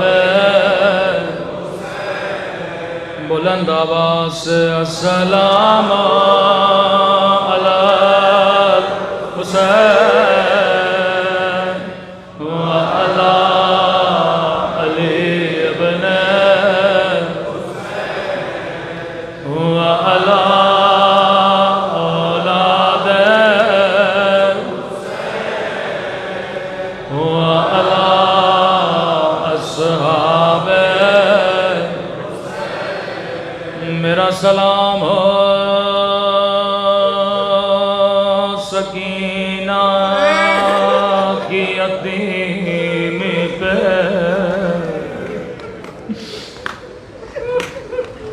میرا سلام ہو ننھی سی بچی کے ننے سے زخمی کانوں پہ.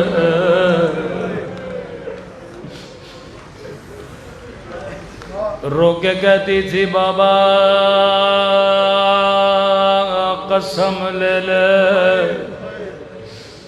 اب پانی نہیں مانگوں گے.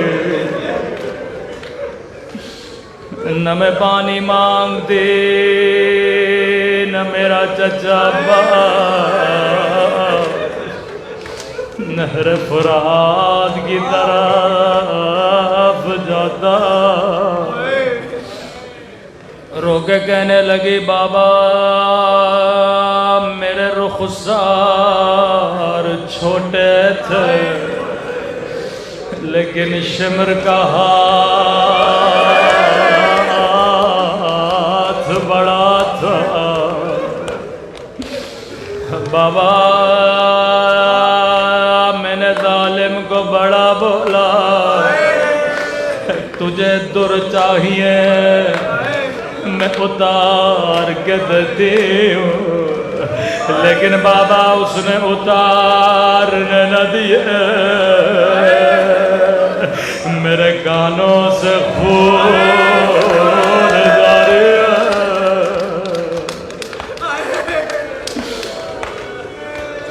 تب امام حسین فرماتے ہیں مومن جب بھی پانی پیو میری سکینہ کو ضرور یاد کیا کرو، ایک ایک بوند کے لیے میری بچی کو پتھر مارے گا۔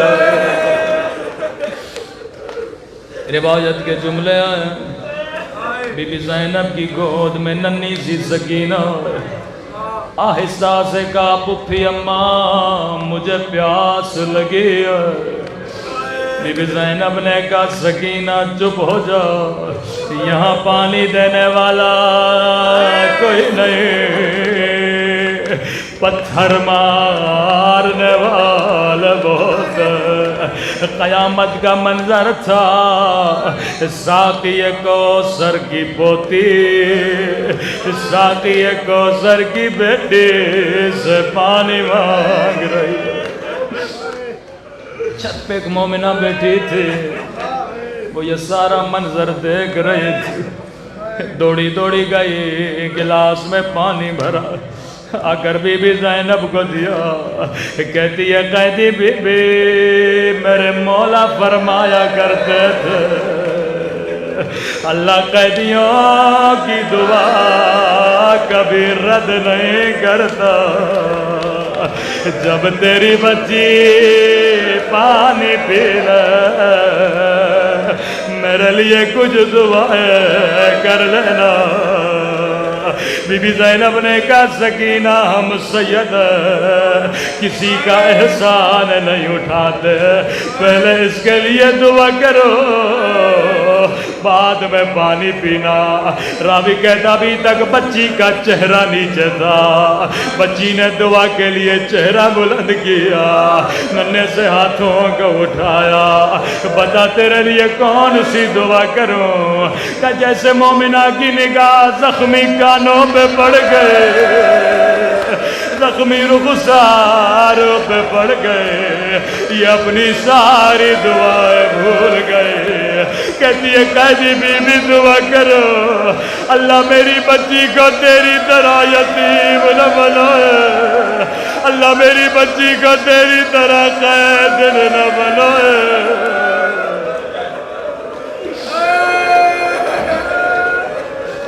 سکینہ نے دعا کے لیے ہاتھوں کو بلند کیا، روکے گا میرے اللہ تجھے میری یتیمی کا واسطہ، او کسی بچی کو میری طرح یتیم نہ بنانا، کسی بچی کو سکینہ کی طرح قیدی نہ بنانا۔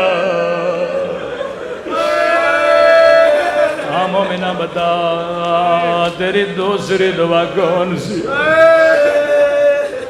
اس دعا نے پورے قافلے کو رلا دیا۔ کہتی ہے قیدی بی بی دعا کرو اللہ مجھے مدینہ بھیجے، اللہ کسی کو غربت میں وطن کا نام نہ سنائے۔ زینب کو نانا کا روزہ یاد آیا، سغرا یاد آ گئے، کہ مومنہ مدینے میں تیرا کون ہے؟ کیا مدینے میں تیرے کوئی رشتہ دار ہے؟ کہتی ہے نہیں قیدی بی بی، لیکن مدینے میں میرا محبوب ہے۔ تیرے محبوب کا نام کیا ہے؟ او قیدی بی بی مدینے میں میرا حسین ہے، مدینے میں میرا عباس ہے، مدینے میں میرا علی اکبر ہے، مدینے میں مجھے قرآن پڑھانے والے، مدینے میں مجھے حجاب سکھانے والے۔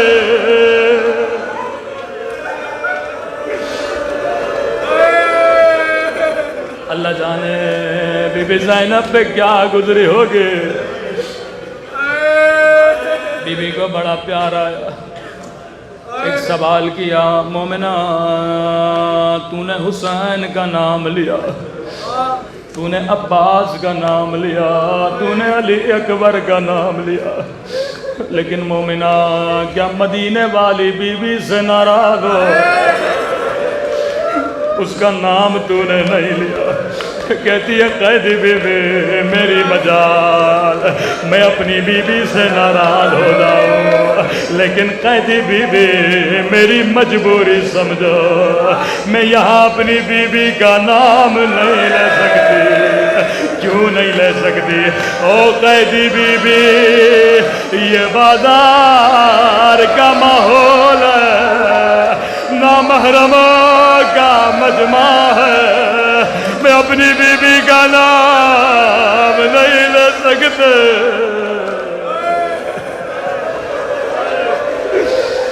اللہ جانے زینب میں کیا گزرے۔ بی بی زینب نے کہا مومنہ اگر میں دعا کروں تیری دعا یہیں قبول ہو تو کیا کہو گی؟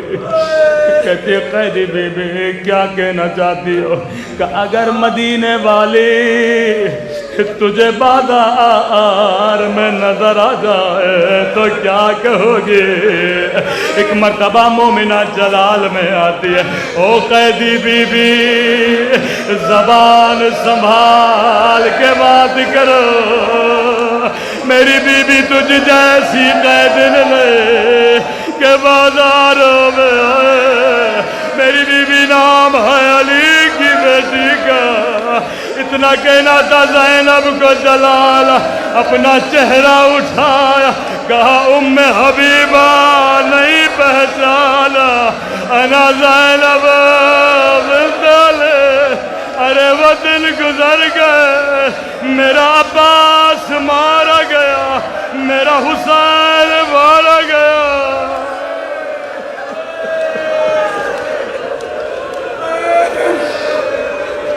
ام حبیبہ وہ دن گزر گئے جس کو میری چادر پہ ناز تھا، میرے حسین مارے گئے، میرا اکبر مارا گیا۔ ام حبیبہ کو یقین نہیں آیا، کہا بی بی میرے حسین مولا کہاں ہے؟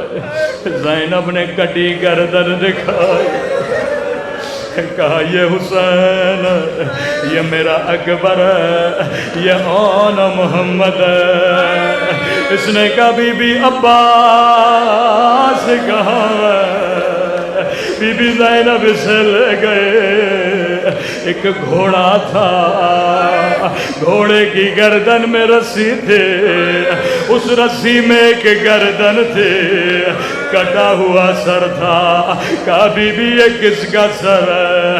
کہا یہ میرے عباس کا سر ہے۔ کبھی بھی سب سر نوک پہ ہے، یہ سر گھوڑے کی گردن میں کیوں ہے؟ کہا یہ بھی نوک نیزہ پہ تھا، لیکن جب میرے کھلے سر پہ نگاہ پڑے عباس کا سر زمین پہ گر جاتا تھا۔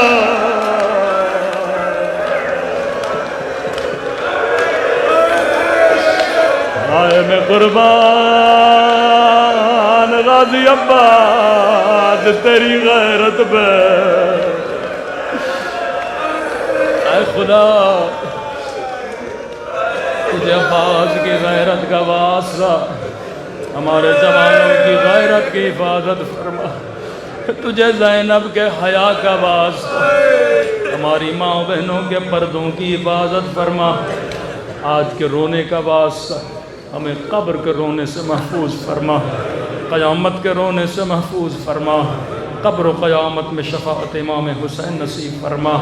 اے خدا بحق محمد آل محمد ان گنہگار آنکھوں کو امام زمانہ کی زیارت نصیب فرما، ہم سب کو مولا کے آوان و انصار میں شریک فرما، جو مانگا نہیں مانگا اپنے خزانے قدرت سے عطا فرما۔ ربنا تقبل